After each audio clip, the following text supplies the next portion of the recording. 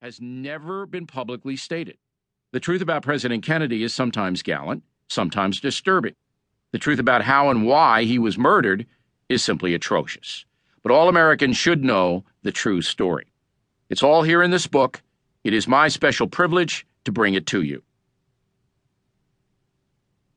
Prologue. Washington, D.C., January 20th, 1961, 12:51 p.m. The man with fewer than 3 years to live has his left hand on the Bible. Chief Justice Earl Warren stands before him reciting the presidential oath of office. Do you, John Fitzgerald Kennedy, do solemnly swear? I, John Fitzgerald Kennedy, do solemnly swear, the new president repeats in a clipped Boston accent. His gaze is directed at the jurist whose name will one day be synonymous with Kennedy's own death. The new president, born into wealth, has a refined manner of speaking that would seem to distance himself from the electorate, but he is an enthusiastic and easily likable man's man. He joked openly about his father's vast riches during the campaign, diffusing that divisive issue with humor and candor so that average Americans would trust him when he spoke about making America better. Poor men in West Virginia heard a man from Boston say he needed their help, and they gave it.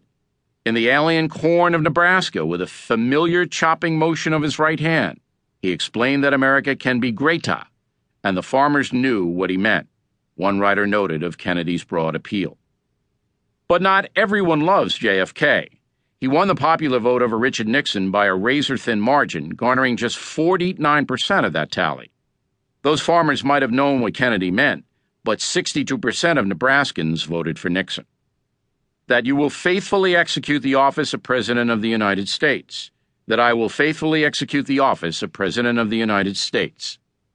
80 million Americans are watching the inauguration ceremony on television. 20,000 more are there in person. 8 inches of thick, wet snow have fallen on Washington, D.C. overnight. The Army had to use flamethrowers to clear the roads. The sun now shines on the Capitol building, but a brutal wind strafes the crowd. Spectators wrap their bodies in sleeping bags, blankets, thick sweaters, and winter coats, anything to stay warm. But John Kennedy ignores the cold. He has even removed his overcoat. At age 43, JFK exudes fearlessness and vigor. His lack of coat, top hat, scarf, or gloves is an intentional ploy to burnish his athletic image.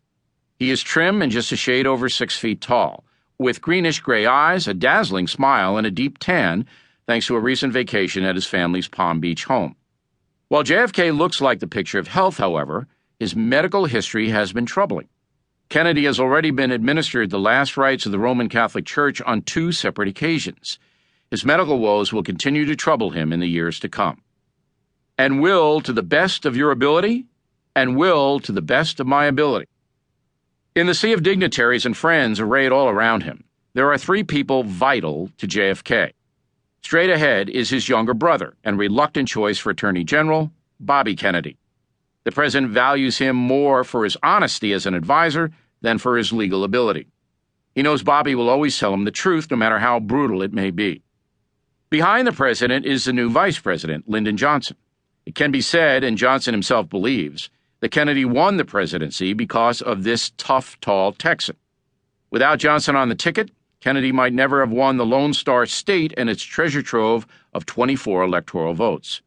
As it was, the Kennedy-Johnson ticket won by the slender margin of 46,000 votes in Texas, a feat that must be replicated if Kennedy is to win a second term. Finally, the new president spies his young wife, just behind Justice Warren's left shoulder. Jackie Kennedy is radiant in her suit and matching hat.